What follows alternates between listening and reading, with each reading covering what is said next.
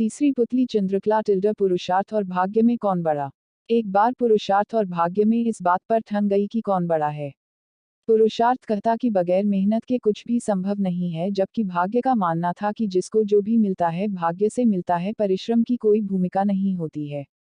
उनके विवाद ने ऐसा उग्र रूप ग्रहण कर लिया कि दोनों को देवराज इंद्र के पास जाना पड़ा।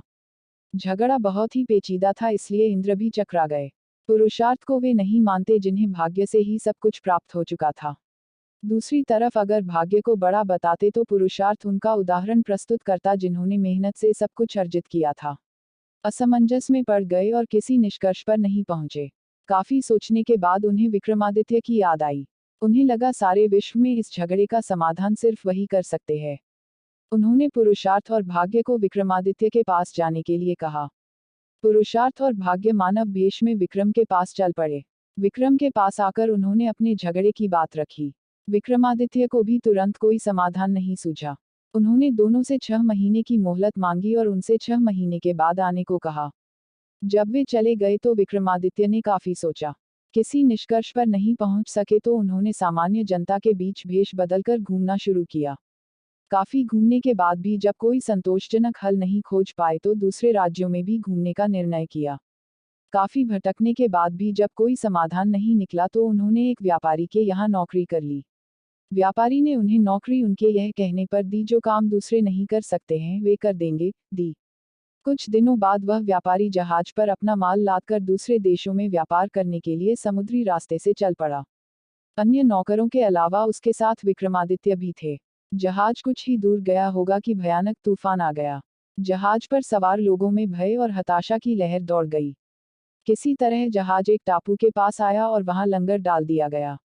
जब तूफान समाप्त हुआ तो लंगर उठाया जाने लगा, मगर लंगर किसी के उठाए न उठा।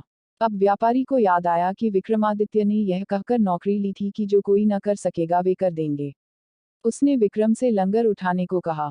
लंगर उनसे आसानी से उठ गया।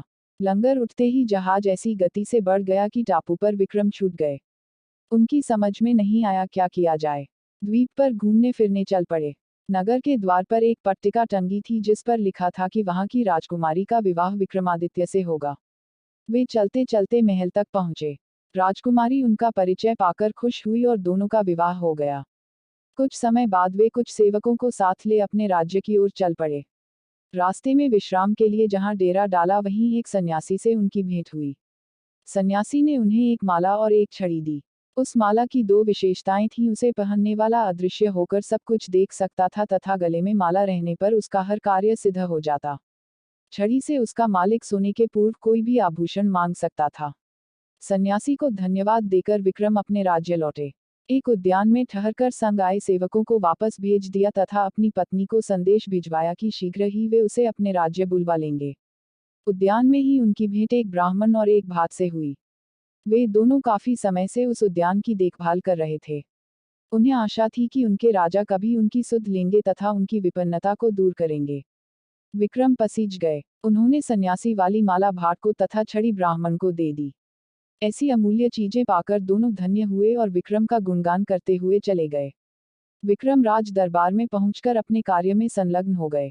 6 मास की अवधि पूरी हुई तो पुरुषार्थ तथा भाग्य अपने फैसले के लिए उनके पास आए। विक्रम ने उन्हें बताया कि वे एक दूसरे के पूरक हैं। उन्हें छड़ी और माला का उदाहरण याद आया। जो छड़ी और माला उन्हें भाग्य से सन्यासी से प्राप्त हुई थी, उन्हें ब्राह्मण और भाट ने पुरुषार्थ से प्राप्त किया। पुरुषार्थ और भाग्य पूरी तरह संतुष्ट होकर वहां से चले गए।